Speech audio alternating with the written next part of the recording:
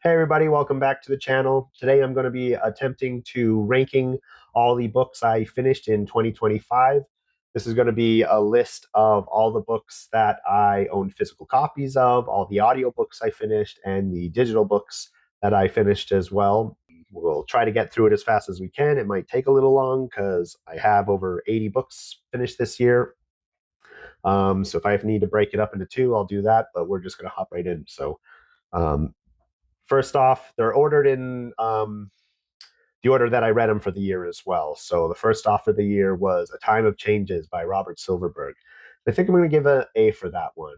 It was just my first full length novel of Silverberg that I read, and it was just this uh, really well written story about this sort of exiled prince on this world in the distant future where society is formed where speaking of oneself in the first person is taboo, and he meets this Earthman that gives him this drug that sort of opens his mind to a lot of different things, and it creates this telepathic link between users, and so it sort of strips all those walls and barriers, and you can connect with somebody on a total personal level where he's never experienced that before in his life. And so it's about him trying to incite this sort of revolution on this planet, and not a lot of action. Not It's not that kind of book, but it was just a really good sort of first taste of Silverberg for me, and so I'm happy giving it an A.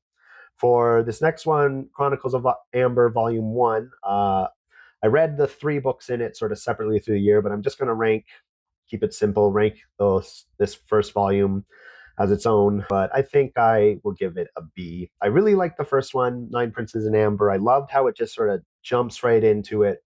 You're sort of right there with the main character, Corwin, and his amnesia and trying to figure out everything. He's trying to figure out what's going on along with you, the reader. And I just thought it was really, really interesting and really well paced. And the concept of the uh, world of ambers and being able to walk through shadows of all these different sort of dimensions where amber is the one true dimension. And Guns of Avalon I enjoyed because it just picks it up immediately. Every book picks it up immediately where from the last one left off pretty much. And so I enjoyed Guns of Avalon, not as much as Nine Princes in Amber. And then Sign of the Unicorn I was starting to it wasn't piquing my interest as much. It wasn't capturing my attention as much. So I'm happy giving those three as a B.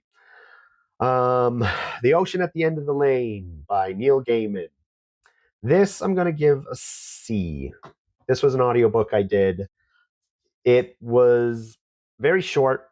It was sort of this fairy tale story of this man goes back to his house trying to piece together these lost memories, and he's encountering this childhood friend that didn't seem to age, and just going sort of on this classic fairy tale adventure where witches and spells and protection and stuff like that. It was very short, but it wasn't very memorable to me. I, Jedi Star Wars by Michael A. Stackpole. I love this book. This is probably one of my favorite Star Wars books. It's a different kind of Star Wars books than yours too, where you're following just this one character, Cornhorn, and you're following everything from his perspective. And part of the book runs parallel to another trilogy of Star Wars books, the Jedi Academy trilogy. But it's different enough, and from his perspective, doesn't feel like you're reliving the same story twice. It keeps things fresh enough, but it's more of a detective story in a way, because he is on the search for his wife that's been kidnapped. And one of my favorite Star Wars book, and I was slowly reading through all of my Star Wars again, so you'll see some of them popping up here and there. Case of Conscience by James Blish.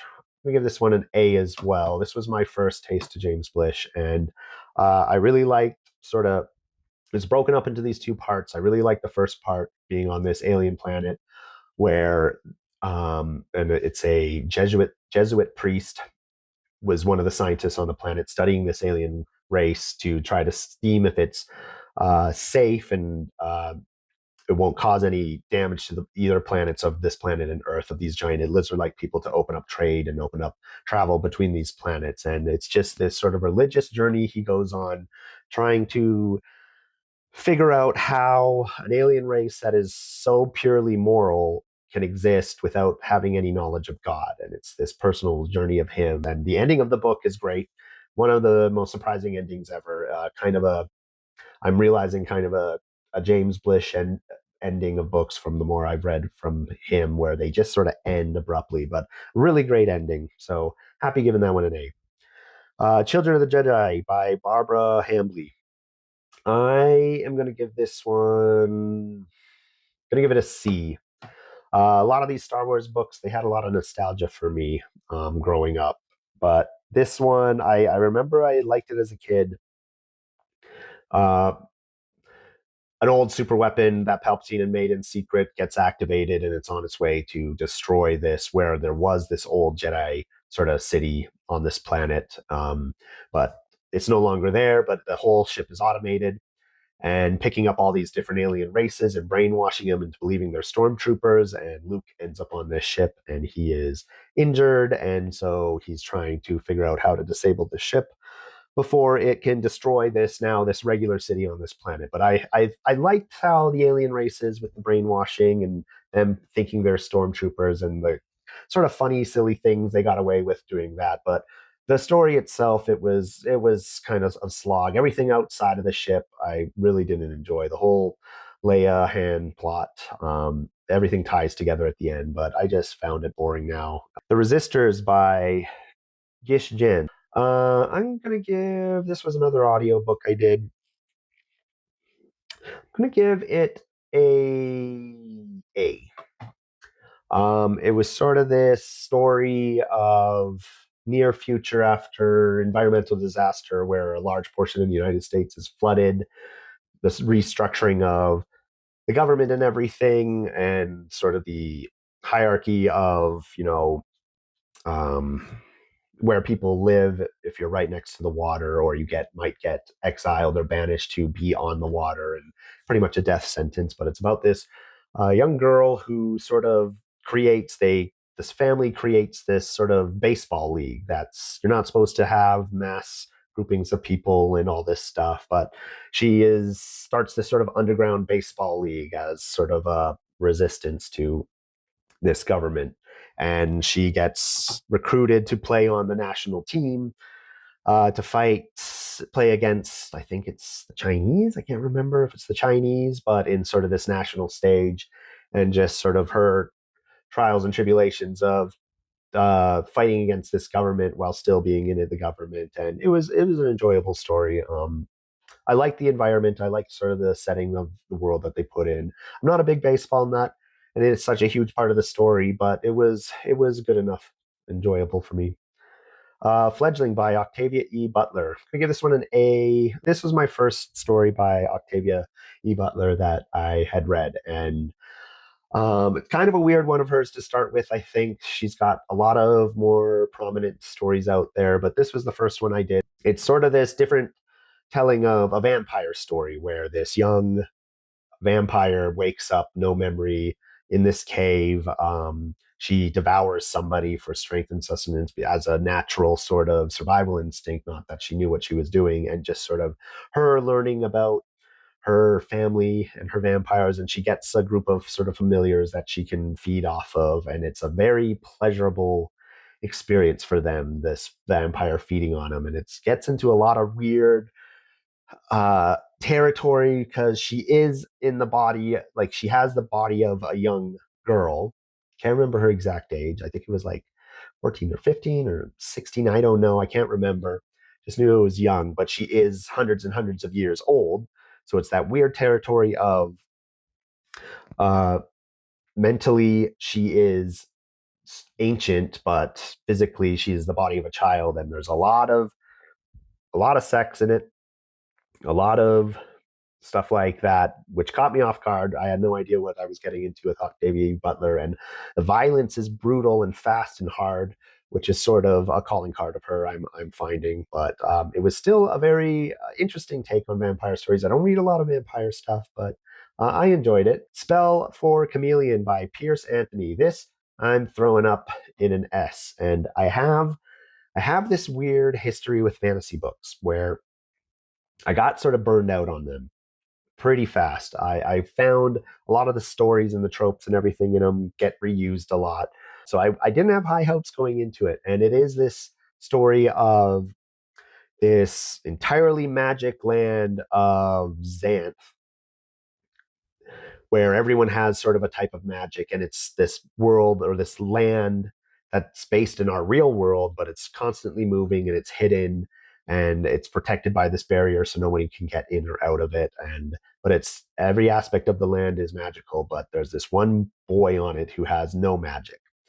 And it's just his story about going to this grand wizard to try to figure out what his magic is. And so I didn't think I would like it, but the world that was created of Xanth, and just it is the most magical infused story I have read, where every aspect of these people's lives and land is magic in some way. There's like a bread tree where they just get bread off of trees, or a blanket tree where things are just like grown magically, where they're not produced naturally.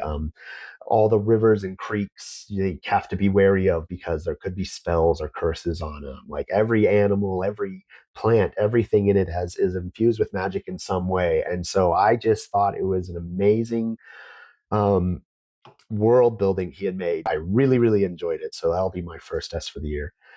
Graveyard Book by Neil Gaiman. Did this in audiobook as well. And I kind of want to throw this in a D. I did not like this. It's another short one I was able to get through fast. It's basically a retelling of the Jungle Book with Mowgli and in the jungle, except now it's this boy in a graveyard where he gets raised. Instead of getting raised by wolves, he's getting raised by ghosts. And just sort of, the journey he goes on, there's the person who killed his family is trying to find him and kill him, and it's sort of all these sort of little stories as he's growing up of what happens with him in this graveyard. I know it's young adult, or it's meant more for children, but it just didn't. I just didn't get it. I didn't enjoy it. It wasn't for me, and I got through it fast enough, and so I finished it off. But I did not like it. Academ's Fury by Jim Butcher. I'm gonna put this as a B. This is book 2 of the Codex Alera series. I read the first book the year before, 2024, and I really liked it. It was another one of those caught me off guard surprise stories of this world. Everybody controls these elemental furies, and the main character, uh, can't. He has no furies. He's one of the few people, or he's the only person in the world who does not have any control of this music or magic. But he's very clever and he's very smart. And since he grew up not having these elemental creatures to rely on, he has to think more cleverly and be more clever and think outside the box. And I really like the first one. So I decided I would finish the series. And the second one I did not like as much because I really don't like the non-magical person in the magic school story. I don't it's just not for me. I'm not saying they're terrible stories or anything. It's just personally not for me. And this one is him. He's in the capital. He's learning. He's going through to be a corsair for the emperor secretly. But he's going through his studies and he has no magic, and he ends up having to save the day again through all these circumstances and everything. So it's a fine enough book, and I really like the world Jim Butcher is making, but it wasn't. It was good enough, but I had to throw it in the B because I from the high that the first one gave me, this one just didn't capture it enough for me. So Neuromancer by William Gibson. I feel like I'm gonna get a lot of hate for this one as well, but I gotta throw in a B.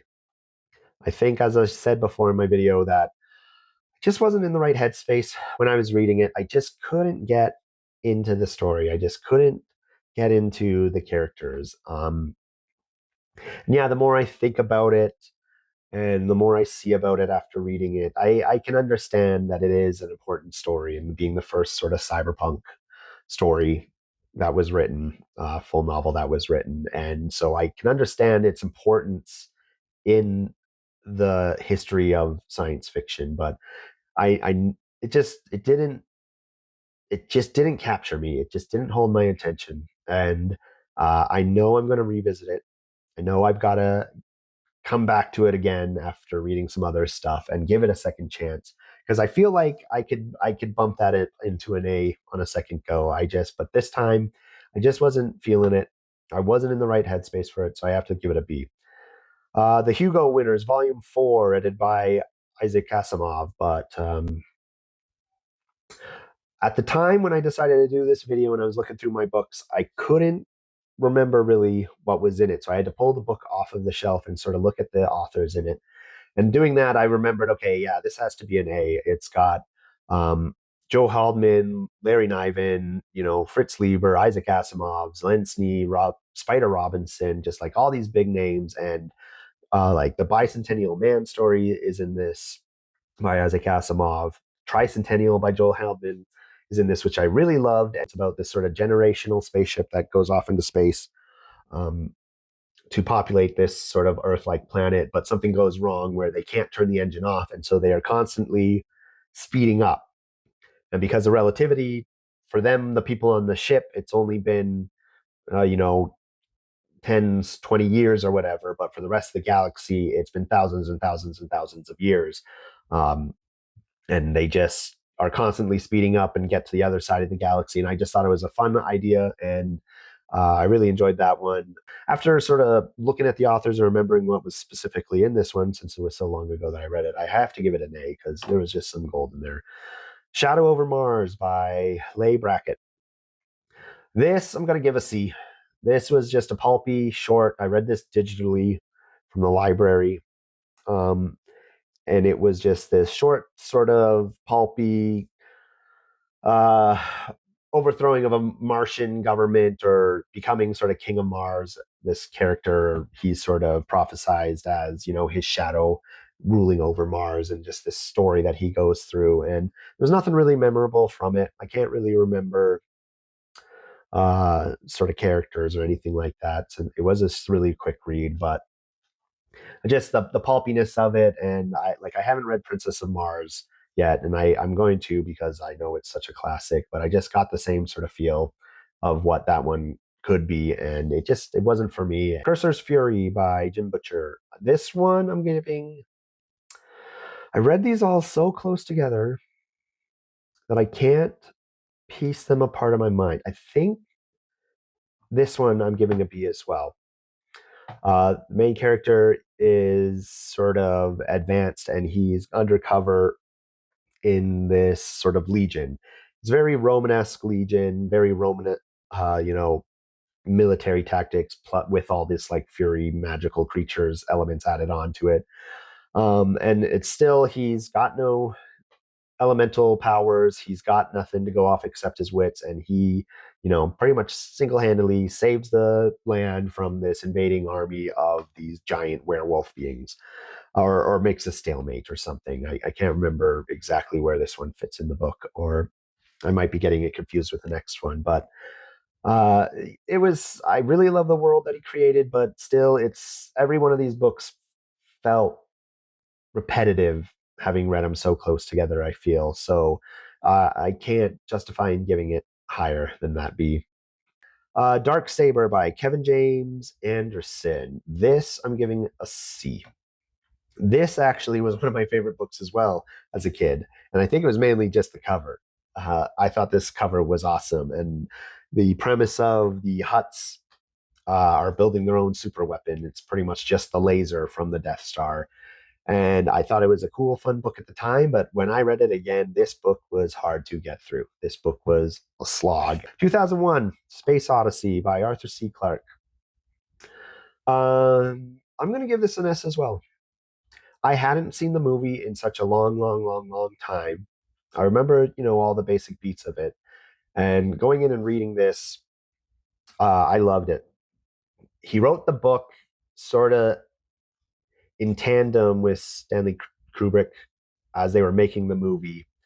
And it is pretty much a one-for-one retelling of the movie. A couple slight changes in the book. I think in the movie they're going to Saturn. In the book they're going to Jupiter.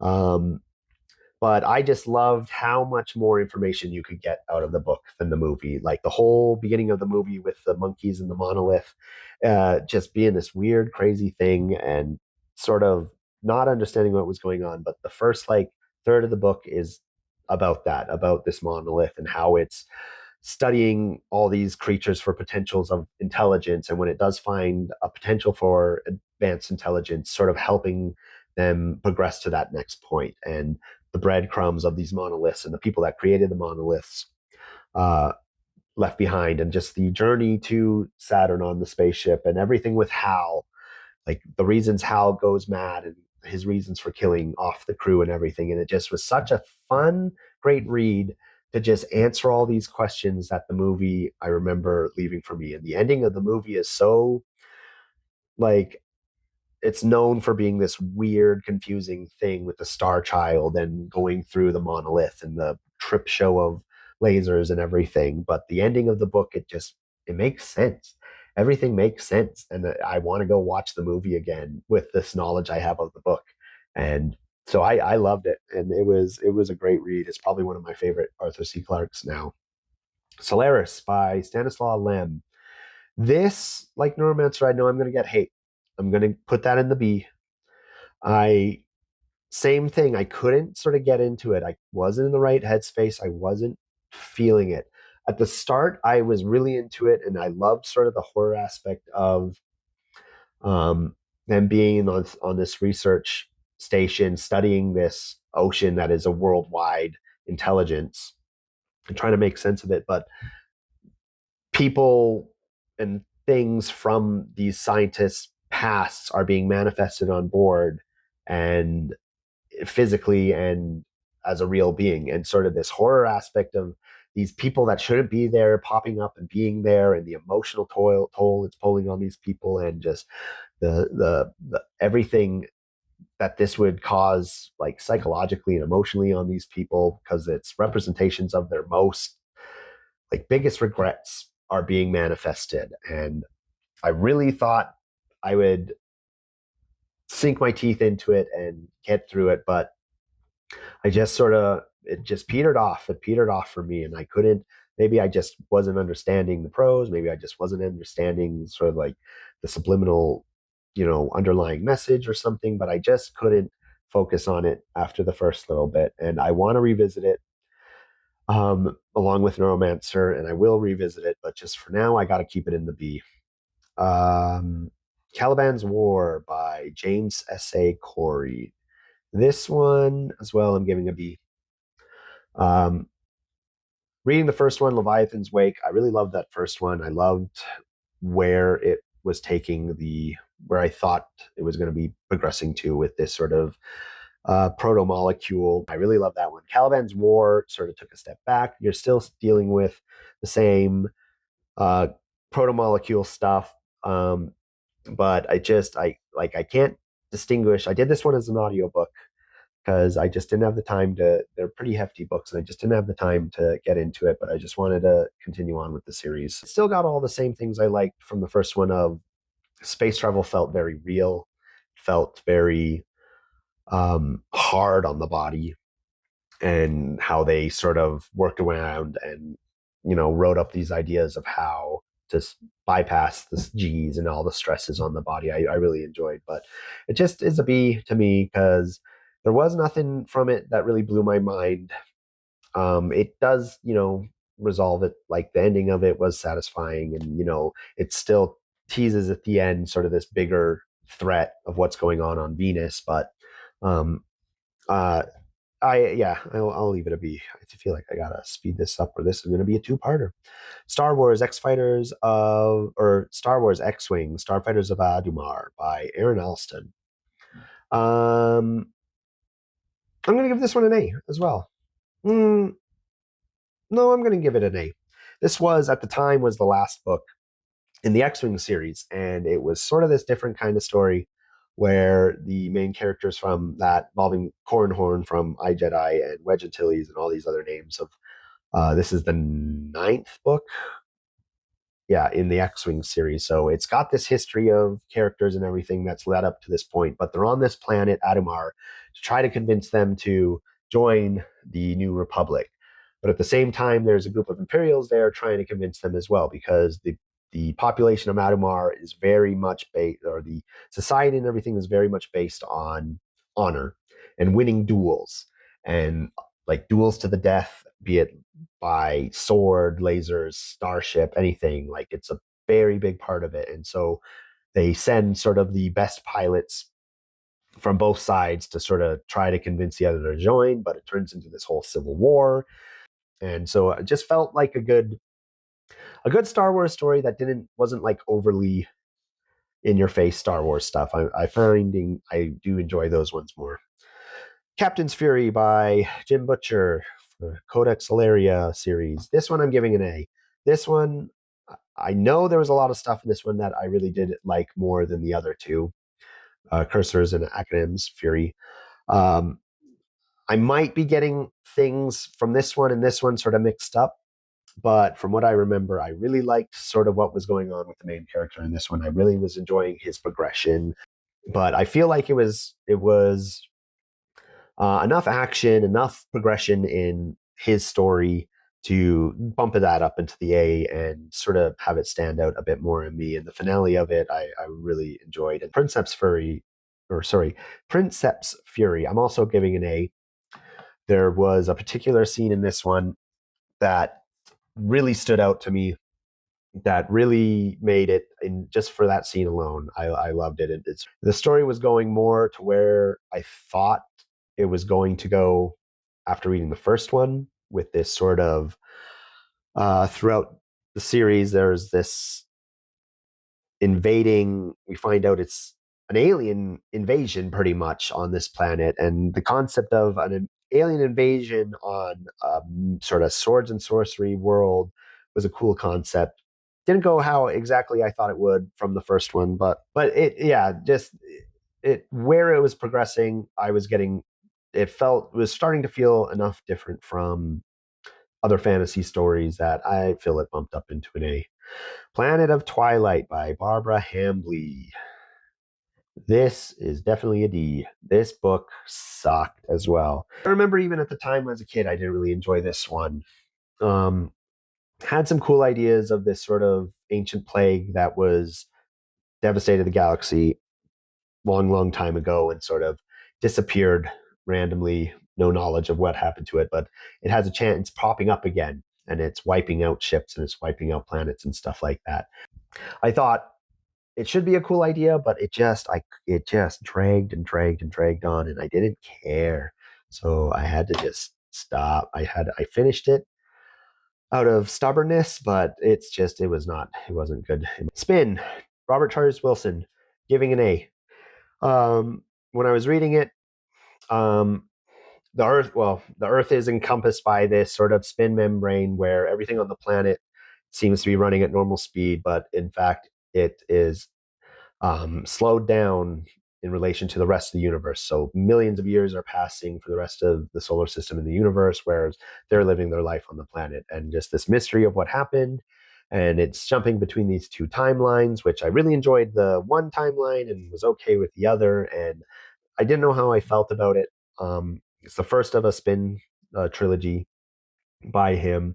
But the more I think about it now, and after reading the other books, I feel like it's worthy of an A. First Lord's Fury. I'm giving it a B. This is the last book of the Codex Hilaria series by Jim Butcher, and um, everything's resolved nicely, and the world that he's created was amazing and great, but everything just felt so repetitive. But just because it's resolved well, in my opinion, and sort of the closure we get from all the timelines and everybody's stories and everything coming together at the end of all of this huge series, it was satisfying. But just like boom, I read them, boom, boom, boom, boom, and I just can't piece them apart in my head. But he did amazing things with his world building, amazing things with his uh, characters and everything like that. So I'll give it an A. Left-Handed Darkness, Ursula K. Le Guin. I'm giving this an A as well. This was my first full-length Ursula K. Le Guin, I think. Yeah, and I loved it. It's another, you don't have to have a lot of action to make a book enjoyable, and so uh, this man's on this planet, sort of studying the planet, and on this planet is these uh, everyone on the planet has no gender and no sex and are sort of neutral. I can't remember what they called it, but they certain times of the month they go into hypersexual status, and they either take on the traits of the male or female, and they reproduce, they create relationships and all of this stuff. And it was just this great sort of thought experiment on what a society like that would look like, where since everyone is male and female, or not, like everyone is nothing, but they have the chance of being either male or female. Like everyone experiences childbirth, everyone experiences what it's like to be a woman, everything experiences like being a man and everything like that. So there is no patriarchal system in place on this planet, and it's just this fun thought experiment and this like good character development relationship between the two main characters in the book, and a fun sort of jailbreak, and they have to cross this glacier land, and it's just beautifully written. And I was happy with that being my first by Ursula K. Le Guin. So The Big Time by Fritz Lieber, I'm going to give it a D. I read this one digitally as well, and I don't know. It was really, really short, and it's this weird story about sort of like this time war that's going on, but there's this sort of neutral point that both sides can come that's outside of time for uh, recuperation, relaxation, entertainment, medical assistance, and stuff like that. And it's about these people from all aspects of time and space that are working in this station, and they're sort of trapped. I can't remember or get the impression that they like were stuck there as well. And it's this sort of like ticking clock mystery where this weird machine has, they're now stuck, and there's this nuclear bomb or something that's going to go off and destroy this neutral space. And but it was super weird. It was really short. I didn't get a feel for the characters. I didn't get a feel for the writing. And so I know it's an old one, and it's sort of like one of the big ones by him, but I just couldn't do it. It wasn't for me. And so finished it fast. Uprooted by Naomi Novik. This was a book thinking about, yeah, I did this in audiobook as well. Another fantasy. I'll give it an A. It was this really interesting take on sort of magic and sorcery, and um, this woman in this tower learning magic from sort of this dragon. They call him Dragon, but that he is a man who knows magic, and just this cool story about this ever expanding sort of dark woods that's taking over the land, and her learning magic and fighting this fight, and sort of fighting against these other wizards and everything like that. And so it was a lot of fun. And I used to think, I think 2025 was a good year for me for fantasy. Like 2024, maybe I got burned out and I couldn't do it anymore. But I just found enough of these pretty unique things in 2025 that really captured my attention. And I thought it was a pretty, pretty fun book, pretty awesome story, a pretty clever take on a certain aspects of things. And the ending, I remember being satisfied. And so, yeah, it'll get an A.